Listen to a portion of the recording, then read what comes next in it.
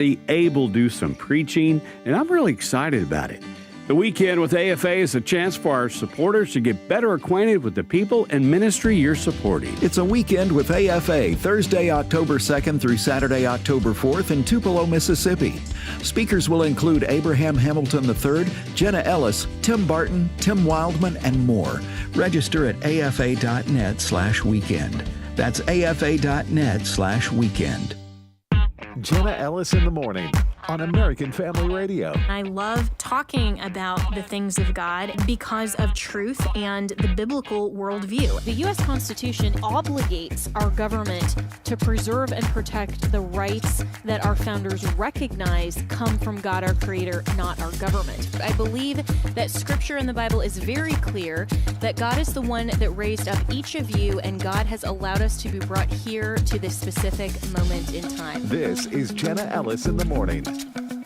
Good morning. Good morning. It is Monday, August 4th, and there is a showdown happening between Republicans and Democrats in the state of Texas. Breaking late last night, Governor Greg Abbott says he will remove from office any Democrats that do not show up to the legislature and to the session, basically to work what they were elected to do today.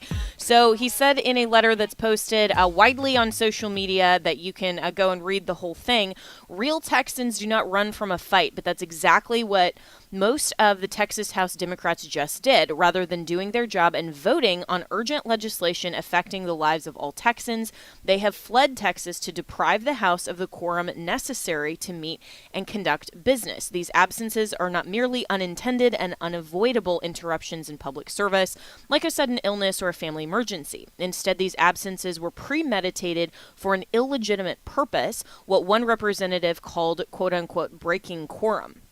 Another previously signaled that Democrats, quote, would have to go by an extreme measure, unquote, of quorum break to stop these bills from happening. In other words, Democrats hatched a deliberate plan to not show up for work for the specific purpose of abdicating the duties of their office and thwarting the chamber's business.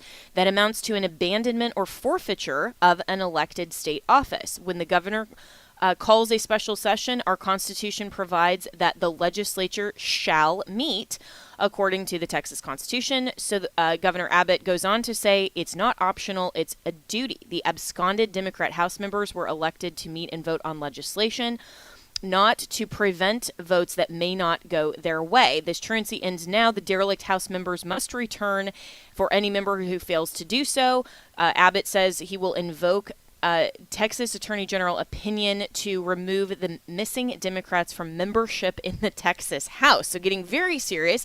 And meanwhile, Texas Attorney General Ken Paxton announced yesterday as well that the Democrat lawmakers who fled the state in order to sabotage a vote, and this is over the new congressional maps, will be arrested if they don't return immediately. So let's welcome in Tony Ortiz, who's founder of the Current Revolt. And Tony, this seems really serious, and honestly, I hope that Governor Abbott and Attorney General Paxton actually follow through with this, because they're right. This is truancy. This is intended specifically to thwart a vote that may not go their way. They can't use these type of tactics. Yes, Jenna, not only are they right, but this is all very, very performative by Democrats. Democrats have done this 3 times in the past, or multiple times in the past. In 2003, they did this when we did redistricting, and they walked out, and they failed to stop the redistricting. And then in 2021, Republicans passed strict voter ID requirements, and they walked out for that, which also failed as well. And it's likely this will fail additionally. So a lot of this is very performative. Democrats use this to fundraise. Republicans also use this as a time to fundraise. What's interesting about this time, though, is that Abbott has alleged that Democrat members could face felony charges for fundraising to pay the $500 fine that they incur each day that they're missing during session. And he said that lawmakers who are soliciting funds to evade the fines will incur under House rules that incur under House rules may be violating bribery laws. So Abbott has gotten very, very serious about Democrats taking off.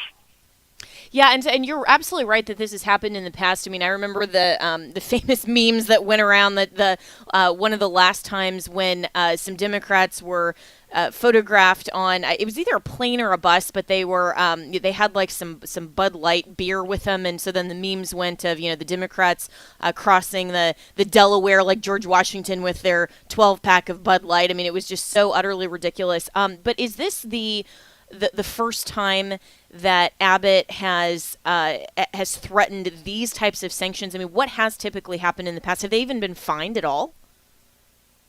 No, I mean, what's happened, yeah, they do get fines, right? What's happened in the past has been a little more performative. I think this is the first time that Governor Abbott's rhetoric has been a lot more serious, right? And so we'll see if anybody actually follows through. Abbott has now threatened to, remove them because they've abandoned their seats. The legal language behind that is a little more nuanced, what he's citing. It mostly is, from what my understanding, it mostly cites if Democrats are voluntarily abandoning their seats, not in the sense of like them just like not showing up. So we'll see if anything happens regarding that. As you've said earlier, Attorney General Ken Paxton is vowed to kind of hunt them down and arrest them, but arrests across state lines are incredibly unlikely, which is why Democrats flee the state in the first place, right? So the rhetoric is very high and very intense, but we'll see if anything actually comes from it. And so a lot of these Democrats, according to another CNN article, which called Greg Abbott's response hostile, which is really showing the hand of CNN, but would we expect anything different? But they cite Texas House Democratic Caucus Chair Gene Wu saying, quote, "We will not be complicit in the destruction of our own communities." And he and some other Democrats, dozens apparently, landed in Chicago. So they're fleeing to Illinois. And they were greeted by, of course, Democrat Illinois Governor J.B. Pritzker, who is basically suggesting that he's going to, give them, should we call this amnesty? Like, what exactly is he giving them? But then the question is, can Governor Abbott or Ken Paxton potentially go after Pritzker and say, you're complicit or aiding and abetting felonies if that's actually what's going on here? Yeah, that's what will be really interesting, right, is if something can be done, especially across state lines, as Pritzker, obviously isn't located in Texas. But what's really hilarious is always pointing out the Democrats' hypocrisy. Representative James Tallarico, among other Texas Democrats, always cites that the problem with politics is the billionaires that are involved, right? That we've got to stop these billionaires. J.B. Pritzker's worth $3.7 billion. He's like the biggest definition of a billionaire, and here they go being saved by a billionaire so that they can stage their walkout, right? And of course, fleeing to Illinois, where it's some of the most gerrymandered congressional districts in the United States. So I think the optics here are very bad for Democrats. Yeah, absolutely. And I'm speaking with Tony Ortiz, who's the founder of Current Revolt. You can follow him and Current Revolt on X. And so, meanwhile, what are the Republicans in the House? What are their response, especially if there's any sort of possibility that these absconding Democrats may be removed from their seats? Because historically in Texas, you can remind our audience, I mean, this has been an ongoing sort of battle in Texas for years, that even though Republicans are in the majority, they tend to appoint Democrats to some of the committees and, and some other things, and give the Democrats too much power.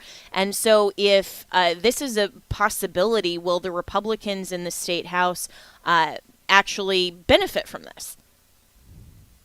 Yeah, several reps are calling for them to be removed from their vice chair positions. So Democrats have vice chair positions for several committees here in Texas, and the reps are calling for their removal immediately. Representative Mitch Little here in Texas is saying that that if you're taking a bribe or a free trip to Chicago to vote yes or no, or to abstain from a vote, that is bribery. And I tend to kind of agree. If you're taking money from outside influencers or organizations or people in order to affect your vote, which is what Democrats are doing here, it could be considered bribery, and he's calling for arrests. Wow. And this is all over the redistricting map in Texas. So what is this fight actually about in terms of the legislation? Yeah, so we're redrawing our maps here in Texas, and it's looking like that if the maps get redrawn in the way that Republicans have proposed, it will give us +5 GOP-leaning seats ahead of the 2026 midterms. So this is why Democrats are really upset about this. And and it's just the winners make the rules, right? And if you want to win, maybe Democrats should be a little more normal. A lot of what their push is very absurd, and they're starting to lose a lot of their base. If you look at the Latino vote, now it's starting to swing very, very strongly towards the GOP, and the Democrats are left with smaller and smaller minority groups amount of minority groups to push their legislation. Democrats normal. I think that's probably a really big ask, Tony. But California Governor Gavin Newsom is saying, and this is an article from KCRA in California, is saying he's considering a possible November 4th special election to counteract the Texas redistricting, and a couple of other blue states are considering that as well. And so when we talk about the overall concept of gerrymandering and some of these redistricting, if it's sort of the blue states when they're in power are going to try to make them bluer, and the red states in Texas, yeah, they're in power, so that's what winners can do. Is that actually a good idea overall? I mean, as much as conservatives and registered Republicans may like that in Texas, likely, nobody who's a conservative or Republican is going to like California doing that. So overall, where does that leave the position of how the states are continuing to just push their own political party when they're in power? Yeah, the messaging and the actions are going to get more extreme as the parties continue to fight for power, right? I think Democrats, when they have power, they choose to flex that power and abuse it. And traditionally, Republicans and conservatives have been more level-headed in the past as far as, letting citizens have their own voice and letting things kind of play out. But now, as Trump and the administration and other elected officials have gotten more aggressive, I think Republicans are now taking a stance of, well, we better take what power we have and secure our spots and create a better country, what they believe is a better country, and flex that power that they have in order to gain seats or gain influence, And specifically with California, it's going to be really interesting. They're calling for a special election, and this to do their redistricting. This would require voter approval to modify their current independent redistricting system. So they would actually have to modify their elections in order to do this, and it would cost over $200 million just to redistrict in California. Wow. Which, I mean, of course, I wouldn't put that past Gavin Newsom and the Democrats, but I think you're onto something, Tony Ortiz, and you're right, and you can follow him on X at Current Revolt. And this is the Texas newspaper, which just gives some really good content on everything going on in Texas. But I think that you're right on the history of Republicans basically being spineless and being very defensive in power. And so, and you can look at the current federal Congress for a great example of this, and we're going to talk about this later on in the program, that even though conservatives or Republicans, rather, I shouldn't say conservatives have the majority in Washington, Republicans do, they're not using that to the best of their ability to say, hey, we have the trifecta, we're going to go in there and just push through President Trump's agenda. They're slow walking nominations. It took them a while to even get the big, beautiful bill passed, and then all of the Doge complaints, all of that kind of thing on the federal level, I think a lot of times mirrors what Republicans do on the state level, that when they have power, they play defense still instead of going on offense in ways that actually gain ground in case power changes hands. And so is this maybe a signal that Greg Abbott and Ken Paxton and Republicans overall in Texas are kind of tired of that, and they're saying, we're not going to let the Democrats push us around anymore? Absolutely. It's totally a signal of this, and you're 100% correct. Here in Texas, though, we've kind of seen this more aggressive push by Texas Republicans, at least for the last year or two. So it's not super, super, super new for us, but it's refreshing, and hopefully this attitude for Republicans reflects across the state. Yeah, absolutely. And so it's going to be really interesting to see what happens when the House reconvenes, according to Governor Abbott's letter on today, August 4th at 3 p.m. That would be Central Time, and see how many of these Democrats think twice and maybe come back from Illinois, or if they stay out. Do you know the numbers, Tony, in terms of how many Democrats are reportedly away and how many would have to come back in order for quorum and business to be conducted? Yeah, not exactly. There hasn't been an exact number of who all has taken off. Some Democrat reps have actually put out statements where they claim that they're legitimately missing due to family health issues. One representative is overseas dealing with some family health issues. The governor has actually postponed the House has postponed their meeting today to push it back to 3 p.m. in order to give time for people and Republicans to come back. And we'll see if anybody is held accountable for what they've done. The Democrats have responded to Governor Abbott's messaging, and they have simply said, come and take it. Wow. Well, the showdown at the OK Corral in Texas this afternoon. So, Tony Ortiz, really appreciate your commentary. It's going to be fascinating to see what happens and if there are any types of legal actions taken by either Governor Abbott or Attorney General Paxton, and see where that leads. But, it'll also be interesting to see if the Democrats who stay away and don't return end up kind of doing that kind of pro forma notice that Nancy Pelosi and others were so famous for doing when they wanted to vote from home during COVID, and just saying like, oh, well, I'm really scared, of getting COVID, so that's going to be my reason to not show up and, proxy vote and all that nonsense. When we all knew that was such an excuse. So hopefully Abbott and Paxton don't take those lame excuses, and we'll actually see some results out of Texas. We'll be right back with more here on Jenna Ellis in the Morning.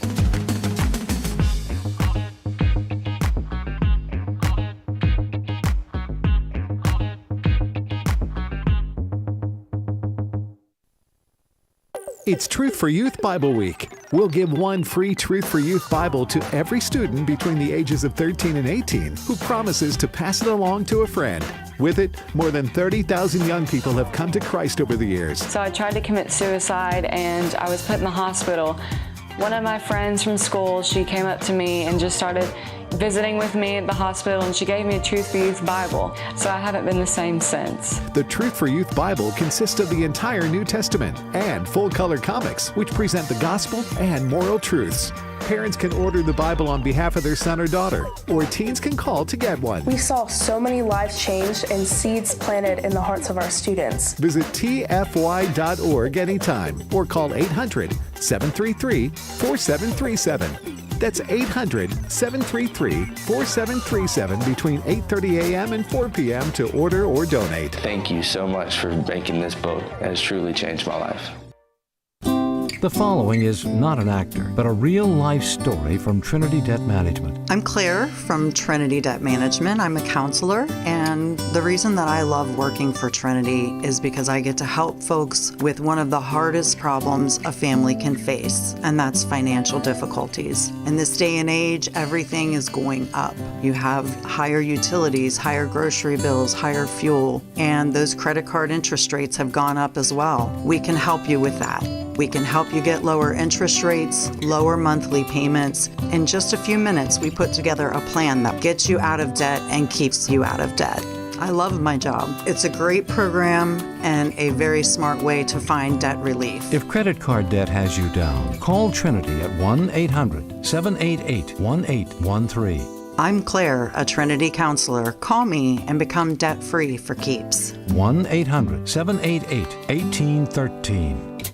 Hello, Americans. I'm Todd Starnes. Stand by for news and commentary next. The Fellowship of Christian Athletes is a well-respected ministry. They've been working with public school kids for generations. But in recent years, the godless heathens who run our nation's education system have waged war on the FCA. Case in point, the FCA chapter at Olympic High School in Washington State. Now, the teacher in charge of the FCA faced discrimination allegations from another teacher after he placed posters in the hallways to advertise the club. The posters referenced Jesus, and that set off the teacher who alleged the group and its sponsor created a hostile environment in the school's hallways. Well, the good news is the school district investigated and rejected all the accusations. Now, one of the reasons why the school district did the right thing, it's because the FCA was being represented by First Liberty Institute, one of the largest religious liberty law firms in the nation. And when it comes to protecting Christian athletes, First Liberty knows how to score touchdowns in the courtroom. I'm Todd Starnes. Welcome back to Jenna Ellis in the Morning on American Family Radio. Welcome back. Well, speaking of accountability, potentially, for some of the Democrats and those who at least were anti-Trump, a formal investigation has been launched into Jack Smith. Remember the special prosecutor that was appointed by Joe Biden that apparently was unconstitutional, according to a lot of those reports. So the Office of Special Counsel, or the OSC, has launched a formal investigation into Jack Smith, a former special counsel who led both of the Biden-led Justice Department's criminal cases against President Donald Trump. This coming from Trending Politics. In his capacity as special counsel, Smith launched 2 separate criminal investigations into the Biden administration's chief political rival. The first case, as you'll recall, spawned dozens of felony charges for the alleged mishandling of classified documents before it was eventually tossed by U.S. District Judge Eileen Cannon, who ruled that Smith's appointment did not follow constitutional procedure. The second case, which involved Trump's legal challenges to the 2020 presidential election, was cut in half when the Supreme Court issued their ruling on presidential immunity last year. It was ultimately scrapped entirely after Trump won re-election this past November. So this still coming from the Trending Politics article. According to an email obtained by the New York Post, a formal review of Smith's conduct has been launched by the Hatch Act unit, which enforces a law restricting government employees from engaging in political activities. The email was penned by senior counsel at the Office of Special Counsel. So let's welcome in Gerard Folletti, who is the founder of the Lawfare Project. And Gerard, what, if anything, can this investigation do beyond maybe saying, that the appointment was unconstitutional according to procedure, like Cannon's opinion held? Is there any kind of real teeth to this type of investigation, or will it just generate more of kind of what we knew already? Well, the importance of this investigation isn't where it will lead in terms of consequences for Jack Smith. I mean, the Hatch Act unit, the Office of Special Counsel, is not a criminal investigation, it's a civil one, and the penalties that could be imposed are generally financial and impacting your career, which doesn't matter for Smith, who's out of service. But the real importance here is that it's an actual investigation into the communications, the contact between the Biden White House, the political White House, and employees of the Justice Department that may have been used to go after Donald Trump, a political opponent. So the real importance here is what evidence will be uncovered and where that may lead. Yeah. So what are possibilities here? I mean, hypothetically, if, they find kind of some of these smoking guns that this really was totally political, and, in one or both cases, and the special counsel was appointed outside constitutional procedure, hypothetically, what type of accountability could actually occur for Jack Smith himself and anyone else who may have been appointed to work on these cases? As we know from reports, Pam Bondi and the current DOJ have actually fired a lot of these prosecutors, even though they were career prosecutors, that participated in these prosecutions. Well, that's the real question, and that depends a lot on what gets uncovered. Now, if we have collusion, if we have an agreement or an attempt by Biden administration officials, by the political side, to influence the outcome of the election, to make sure that their main opponent, Donald Trump, is not in a position to even run for president, you could make a case for a conspiracy to interfere with an election. You can make a civil rights claim. You can make a very strong criminal argument that the people involved should be prosecuted. Again, that's not what this investigation is. This investigation is the very beginning stages of getting information about what actually happened, how these prosecutions came into play, and what those communications were. But the consequences for a conspiracy, as we have seen, because essentially let's not forget, that's what was charged against Donald Trump, the potential consequences are very serious. Yeah, and I'm speaking with Gerard Folletti, who's the founder of the Lawfare Project. And so this seems to be, at least from the memo that was obtained by the New York Post, centered just on the DOJ's two investigations that then led criminal charges in the documents case and then the election case from the federal level. Do you know, or do we have any indication that this is the investigation here is at least a little more broad to include any potential communications with, say, New York and Alvin Bragg in that case that was led against Trump, or with Colorado and some of the Democrats there who were trying to get Trump kicked off the ballot? Well, we don't have precise information as to the scope of the investigation, all the things that will be examined. However, it's reasonable to assume that when you're looking at cases like this, when you're looking at the political use of one's office, that you do look at the communications that Jack Smith had with Alvin Bragg in New York, with Fani Willis in Georgia, because all of these have been raised as potential problems in that they involve the same general act of using your office to prosecute a political rival of your boss. So I think it's reasonable that these communications will come into play, which is why it's so important that this investigation is happening at all. Remember, this isn't a criminal probe, but when you start looking at communications, they may take you in the direction of a criminal probe. Well, and so is it typical or unprecedented for the OSC or the Office of Special Counsel to investigate prosecutorial decisions? I mean, is this something that's, very out of the typical standard reviews? Well, it is atypical for them to examine prosecutorial decisions, but this is a review of whether those decisions violated the Hatch Act. And frankly, we have never seen before this level of warfare, of lawfare against a presidential candidate that we saw coming from the Biden White House. So all of this is unprecedented, but well within the scope of the office. So with the Hatch Act, and obviously this was the reference in the Hatch Act unit, can you dive a little deeper into that and explain how specifically it would come into play for something like this? Beyond obviously prosecutions on any level, whether that's state or federal charges, should be free from any sort of bias, including a political bias going after a political rival. I mean, all of those things, obviously. But how would the Hatch Act apply to a former official, specifically like Jack Smith? Well, to a former official, that's really the key, because he is a formal official, so the consequences that can be imposed for a violation of the act are minimal. He cannot be removed from an office he no longer holds. He can't be disciplined for an office he no longer has. There may be financial penalties, but those don't aggregate in a large amount. Now, the importance of using the Hatch Act is really we are seeing increased partisan political activity by people in offices, in prosecutors, in courts that should not be partisan in the least. And this has become such a resounding issue in America in the last 4 or 5 years that actually using the Hatch Act to see whether a lot of these decisions, whether these actions are politically motivated, whether there is that communication, that desire to wage a campaign against a political opponent using all tools at your disposal. That's where this comes into play. Now, the Hatch Act was more meant to prevent people from influencing voters by using their government office, by, for example, wearing their uniforms or using the incidents of their office to convince voters to vote for them or their candidate. It was never really seen as an issue with politics before interfering with the law, but this is what we live in. We live in a time of lawfare. So this expansion into looking at prosecutorial decisions is an important one. And so how would Smith's arguments or his responses that the proceedings were legally justified or free from bias factor into this inquiry? I mean, is this a difficult case for the OSC to make? It is a difficult case for the OSC to make because it really has you can't prove Jack Smith's state of mind.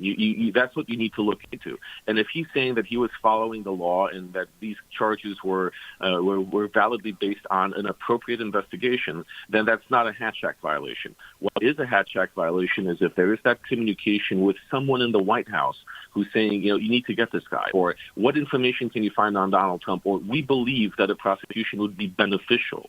We remember emails from Hunter Biden. They're talking about the big guy. Those types of emails that show that there was more here than just an independent prosecution, that this was something that was directed or motivated or inspired by political desire. That's what makes it difficult, because you need that proof in order to make a claim. Wow. Yeah. And so this is kind of an uphill battle, but an important one, at least for accountability. But you also mentioned, Jared Folletti, that we're living in an increased age of lawfare. And there have been a lot of people on the MAGA, Republican conservative side that literally want to see Republicans fight fire with fire and say, okay, well, if you're going to have lawfare against Donald Trump and his supporters, then, Republicans need to do the same thing. And this may be the initial salvo of an indication that Republicans in at least the Trump administration are willing to do that. But from your perspective, and from a general legal perspective, how do accountability and prosecutorial discretion balance against the risk of criminalizing political motives in legal decisions? I mean, this is something that if we swing the other way and say, okay, well, now that, Trump was reelected and so we're dismissing, all of the lawfare against him, and now we're punishing, even by, Pam Bondi firing some of these career prosecutors who were just assigned to the case. Is there a risk at all that this would damage in the long term prosecutorial discretion in a way that really isn't a good standard? There is always that risk, especially if now we are second-guessing all the prosecutors' decisions and we are looking at them for political motives. Now, the problem is that prosecutorial discretion may perhaps need to be better reviewed. There are plenty of cases where we see, unfortunately, not even involving politics, but prosecutors that are overcharging offenses, not charging the right offenses. In the last 2 years, we've seen a lot of questionable activities from prosecutors, especially progressive DAs like Alvin Bragg in New York, who you mentioned before, or Fani Willis. So there is the risk that by opening the door and accusing or alleging that everything is politically biased in prosecutions, you are basically chipping away at the ability of prosecutors to do their jobs in non-political cases. But there is a level of scrutiny that is warranted. So it's a tough line, because you can't leave this unimpeded. You can't just accept at face value these days everything that a prosecutor says or chooses to do. There does seem to be a need for some impartial, independent review. But the mechanism going after this ad hoc on a case-by-case basis, that's not going to be effective. That's just going to cause people to question the integrity of the justice system. Yeah, I think really well said. And so where is that balance? I mean, is the solution judicial oversight of prosecutorial discretion? Is it more legislation that surrounds? I mean, in every state that I'm aware of, there's already a statute in place, the higher duty and responsibility of a prosecutor to seek justice, not just obviously a political motivation or on behalf of any client. They represent the state. But should there be some kind of legislative solution or remedy, or what should we be looking at long term? Well, in part, I think you're right in that there should be a process in place where people can, or the right people can question or appeal or inquire into a prosecutor's decisions in a manner that's not critical, in a manner that's not political. That is something that might be done by legislation, that might be done by the court system itself. But I think ultimately this comes back to the voters. A lot of these prosecutors are elected, and voters need to know who they're voting for. And I think many Americans don't really consider that. They look at the R or the D after the name and vote that way without really considering the policies that these people have, what they've implemented, what their track record is, or what their judgment is. Because when you're voting in for a prosecutor, you're voting for that person's judgment more than anything, judgment and experience. So people need to take a quick look, and not just a quick look, they need to take a careful look at the ballot when they're electing these people.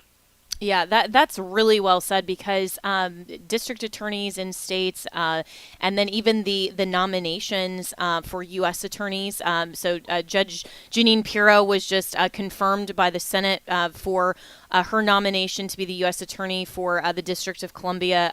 So and that barely got headlines, and I'm not sure that a lot of people were generally aware that vote was happening in the Senate. And so a lot of these people that exercise and wield a lot of long-term political power or just power of the state that can be used for political purposes and shouldn't be, are often not the elections or the nominations that get a lot of scrutiny or media attention.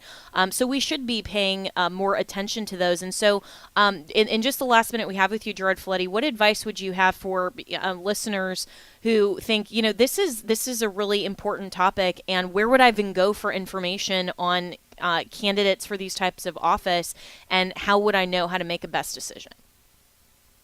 Well, I think the best place is to be aware of, starting from a local level, of who's running for office. When you see elections are around the corner, you look at the county records, you look and see who the candidates are, not just what you read on the news, because there are many candidates on the ballot that you might not even hear about. And then do your due diligence. Everyone has access to the internet these days. Read as much as possible. Read news articles about the cases that these people have prosecuted or tried. Be involved in your community. Ask people who know them. When they're going and holding public events, show up, ask questions. It's not about a personal attack, but it's about getting to understand what these candidates are all about, how they make their choices, what choices they make, and whether you can trust their judgment. So be involved in the process. Don't just leave it to the headlines and the major outlets. Yeah, really well said. Well, Gerard Feletti, as always, we appreciate your analysis on these important legal topics, and you can follow him on X at Gerard Feletti and also the Lawfare Project. And we will be right back with more here on Jenna Ellis in the Morning.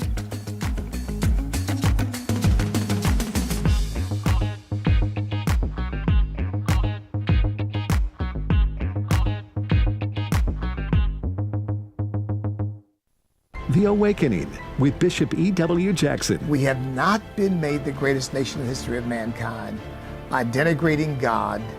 We have become the greatest nation on earth because we are a nation that acknowledged Almighty God to be the source of our values, our rights, our liberties, and that therefore we are accountable to Him. The Awakening on the podcast page at afr.net. What makes us human? That's a question many are struggling to answer in our modern culture, and so much hinges upon this simple question. I'm David Wolin, inviting you to join me and Pastor Mark Mennel for a Haven Today series called Human by Design. Haven Today, weekday mornings at 4:30 Central on American Family Radio. Listen online at afr.net. Hello, everybody. I'm Walker Wildman, Vice President here at American Family Association. Well, my brother Wesley and I were following in the footsteps of my dad, our dad, and my grandfather, Don Wildman, by leading tours to places of the Bible. And so this next March, we're going to be going to Greece and following the footsteps of Paul. So we're so very excited about this trip, and we'll hope you'll join us. Here's a couple of the places that we're going to visit. We're going to visit Philippi, Thessalonica, Corinth, and all the various Greek cities that you read about in the book of Acts and Paul's epistles. And so you can find the dates, locations, pricing, and much more over at wildmangroup.com. You can also find out more about my dad's trip and my mom over to Israel. They're going to be in Israel in March as well. These trips are back-to-back, and you can do both if you would like. All the information about Footsteps of Paul, Greece, Israel, all of these trips in March of 2026, just visit wildmangroup.com. Hi, I'm Jan Harper. If you are a pastor's wife, come be encouraged and renewed as you share your challenges and stresses unique to pastors and their wives. The AFA Pastors and Wives Fishbowl Retreat is coming October 28th through the 30th. You're invited to join us at Pickwick Landing State Park in Counce, Tennessee for 3 days of encouragement, renewal, and worship. Once again, Brother Bert Harper, AFA Director of Family and Pastoral Ministries, will host the retreat along with his wife Jan. Our special speaker will be J.J. Jasper of American Family Radio. If you've attended in the past, we'd love to see you again. And if you've never experienced a fishbowl retreat, we especially invite you to be refreshed and renewed. The per-couple admission price includes lodging, meals, and materials. Visit repairingthefoundations.net to learn more and register. That's repairingthefoundations.net. The AFA Pastors and Wives Fishbowl Retreat. We'd love to see you there. Welcome back to Jenna Ellis in the Morning on American Family Radio.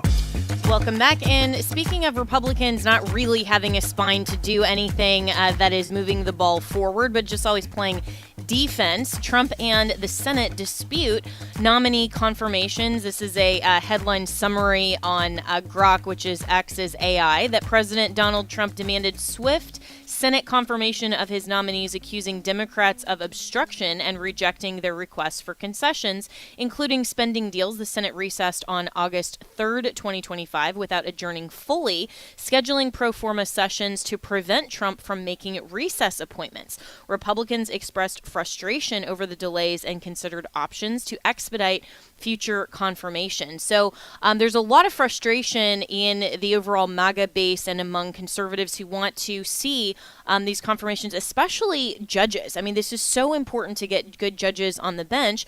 But my friend, who is also an attorney and senior columnist for Town Hall, Kurt Schlichter, posted, "There's a reason Trump is not overly mad at Thune. Not clear on the strategy, but I'll give him the benefit of the doubt." So Kurt joins me now. Kurt, I'm not quite as nice as you on Thune. Why are you giving him the benefit of the doubt? Well, Jenna, thanks for having me on. Because for the last 10 years, since Trump came down the escalator, he seems to have demonstrated a remarkably savvy ability to play politics and to get what he wants. Now, I don't know what his deal with John Thune is. John Thune, who has surprised me because he's been remarkably effective compared to what I expected. Has obviously been coordinating with Trump, because we would have seen John Thune turned into the legislative equivalent of Dresden if President Trump hadn't been on the plan. Now, I don't know what it is. At this point, I'm willing to say, okay, they've got something going. Let's see how this plays out. Maybe a short-term remedy would have been the adjourning the Senate and doing recess appointments. Okay, there's advantages and disadvantages to that. It looks to me like they're doing a long-term strategy that is going to involve changes to the rules involving confirming political appointees. And that may be what they're looking at, that they'd rather have a long-term solution instead of a short-term one. And they really have to, because the Democrat obstructionism is absolutely unprecedented. It is designed, like the district court obstructionism, like the media obstructionism, like all the obstructionism, to keep the plurality of Americans who elected this president from having their policies implemented. That's baloney, and it's got to stop. So that's kind of where I stand. Well, yeah, I mean, it's a good argument, and it's similar to, the frustration that folks are expressing against the House side and Speaker Mike Johnson. But, I mean, he's working with a very, very slim majority. It's not like he has, this super majority or something, like even Governor DeSantis, here in Florida, in my home state, with a super majority, is still having problems with his own legislature and getting things passed. I mean, so this is just, Republicans as a whole. But Thune may kind of be in that same category as Speaker Johnson of trying to appease some of these other senators that aren't willing to vote for some of the nominees. I mean, I'm thinking of, Murkowski and Collins and a few of the others that are kind of always the usual suspects. So what could possibly be a good solution or a way to kind of broker this moving forward, so we don't end up in a position like we did in the first 2 years of Trump's first term, where there was a lot of obstructionism on the Republican side, like not just to mention the Democrats, like Republicans were the ones that stood in the way. Well, remember, John Thune has to come up with solutions that get everybody on board, from Mike Lee all the way to Lisa Murkowski. Okay, that's his job, and he's done a remarkably good job of it. And as for Johnson, where did this guy come from? He keeps pulling out wins with like a 3-vote margin, actually a 2-vote margin, because Thomas Massey exists. I mean, I think we are doing much better than we had any right to expect. Look, you and I have been doing this a long time. I would not, and I don't think you would, trade today's the composition of today's Republican caucus for that of 15 years ago, with the Jeff Flakes and the Bob Fritz and all the other losers, appeasers, and submissives that you. I'm rolling my eyes over here just mentioning those names. So 100%. Oh my gosh, it's like a hall of lame. These guys, look, the Republican Party has changed. It is significantly more conservative. Yes, it's got some more populist elements too, but remember, each party, we're a two-party system. We have to have a broad coalition that encompasses 50% plus one of Americans. So folks like you and me are distinctly conservative. That's not the only kind of people who are going to be in our coalition. We have to have a Susan Collins in it. And frankly, I love Susan Collins. I'll tell you why. She's the best we're ever going to do in Maine. She does whatever she needs to do for her state, and she keeps winning it. And frankly, she's been there when we needed her, like Kavanaugh. So I am perfectly happy to have people who don't pretend to be conservative in the Republican Party from states where we can't do better. Now, you mentioned Florida. We do have a red state problem. And the red state problem is when you are so dominant as Republicans in the state, you get people who are naturally Democrats coming in as Republicans because that's the only way they can possibly win, and they kind of dilute things. So in the red states, and I'm here in Texas right now, my second adopted state, we've got some weak Republicans too. Fortunately, we seem to have no Democrats though; they're all gone. Yeah, well, and you guys are having quite the time in Texas today. We covered that in the first segment of all these Democrats that are saying, well, if we can't win in session, then we'll just leave and not even have a quorum. And so, Democrats, though, seem to be willing to do whatever it takes procedurally, even if that's, stepping over the line. I mean, Greg Abbott and Ken Paxton have been very clear that they're looking potentially even at criminal charges for that type of conduct. We'll see if that ultimately happens. But it seems like Democrats are willing to do whatever it takes to push their points, but Republicans just don't. And I think that even with all of the mechanics and the realities and the practicalities that you've laid out so well, Kurt Schlichter, my special guest this morning, on the Senate's problem, people are still frustrated at John Thune and Speaker Johnson, and they're going, okay, we voted, and nothing seems to be happening. And so what's the long-term solution to get Republicans to actually have some fire in their belly, which is what people love about Trump? Well, look, I think there are a number of Republicans who do have fire in the belly, and the Republicans are starting to just do things. Obviously a lot of it's executive action, but we passed the big, beautiful bill, which was deeply imperfect, but is going to provide a lot of good things too, like the border stuff. The fact is, this is a much tougher Republican Party than it was. Now, again, don't get the idea that by assessing these guys, trying to be objective about it and saying positive things, means that I want the base to stop complaining. Absolutely the opposite. I want people on their backs, on the backs of the legislatures, 24/7. I want them complaining all the time that you're not doing enough, you're not pushing hard enough. I want it to be unfair and cruel even, so that the Republicans keep getting pushed harder, because the natural state of any politician is, let me find a status quo where I can just sort of exist and everybody can pay deference to me and pick up my check at the paw. So keep the pressure on. Frustration's normal. We have an enemy, as we used to say in the military. Enemy always gets a vote, and the Democrats, I think their strategy is in the long term bad. I think they'd be much smarter coming off as, quote unquote, reasonable in their opposition and appealing to the normal people who've gone over to Republicans than, the total war nonsense that appeals to the blue-haired, nose-pierced weirdos, losers, mutations, and of course the SSRI-ridden wine women of suburbia. I think it's a bad strategy, but it is their strategy. My concern is the Democrats, who are not particularly bright, take it way too far. I just wrote a book about that, a novel, American Apocalypse, the Second American Civil War. There is a danger there. We're already seeing murders. We're already seeing violence. Where do you go after Trump and his supporters are literal Nazis? Okay, not a lot of wiggle room for you. You're at a decision point, and some of these people are making a decision to hurt other people. That's very dangerous. So I am worried about the Democrats.